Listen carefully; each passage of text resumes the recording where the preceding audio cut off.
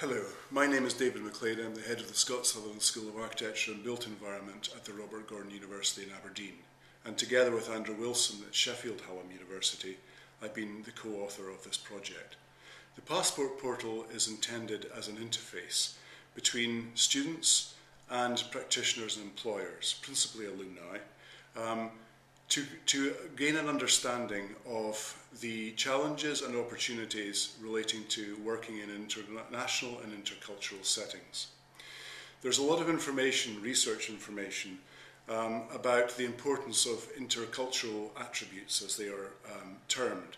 A rather opaque phrase perhaps, but really what this portal is seeking to tease out is an understanding of the personal attributes and competences that individuals have, which actually make them highly valued as employees and as graduates within the workplace.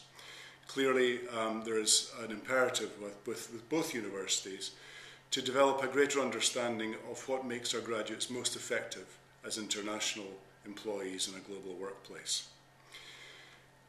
The benefits for the student, I think, are very clear in that the portal sets up a network, an interface, as I say, which creates a relationship and a network between students and employers where they can actually gain not only an understanding of shared experiential learning from the workplace and from the world of practice, but also begin to develop their own personal contacts with particular employers and practitioners. For the employer and practitioner, there's a reciprocal benefit. It clearly puts them in touch with a network of highly engaged and motivated students who are interested in seizing international opportunities. But it also allows them to share their learning that they have accrued over years perhaps in terms of working in different cultural settings and on challenging projects internationally. Additionally, we hope in the longer term that that experiential learning will begin to inform how the two universities begin to structure their learning in such a way that some of these graduate competences and capabilities can be more formally nurtured through the learning process. The portal is set up very simply. It has 4 tabs, and you will already have been on the home page. The home page has a series of circular icons, which when you click on those give access to contributions from community members. And over time, those contributions are building and developing as the community grows.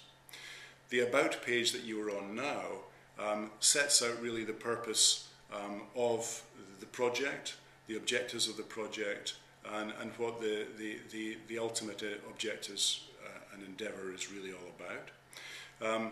In addition to that, it gives you information on how you can actually contribute and become an active participant.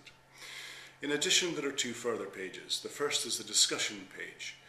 I've already referred to the fact that community members can actually post their formal contributions, introduce themselves and the kind of work they're involved in, and give a sense of some of the challenges and opportunities and rich experiences they have actually developed over time in the workplace. But we also thought it was very important to provide a facility where a more informal communication could take place. So we have provided on the discussion page a blog space. That blog space will allow community members to communicate quite freely, but in addition to that, the portal management team, who are students and academics, will on a monthly basis post out 1 or 2 questions which allow us to, over time, gather information in a more structured way around particular themes arising from some of the literature that supports the whole notion of intercultural competences. When we do that, then community members will receive notification that a message has gone out via LinkedIn and through a sort of email setting.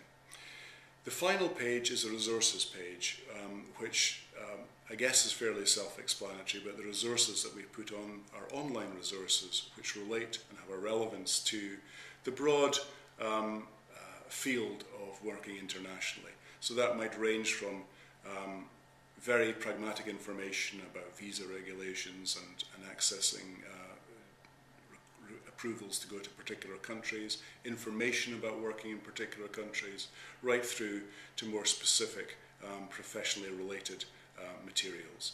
We envisage that that material will grow over time as more resources become available or we become aware of them, and as indeed other contributors to the portal suggest things that we might add on. I want to thank you for taking the time to listen to this video and for visiting the site and expressing an interest or showing an interest in what we're doing. I hope genuinely that it is of interest to you. I think it's an interesting and growing area of interest to universities. As educators, we're absolutely committed to the notion of actually ensuring that our graduates are as best suited for the international and global opportunities that are out there. Thank you for taking the time. We hope that you will become a member and active participant in the process, and look forward to hearing from you perhaps through the portal system. Thank you.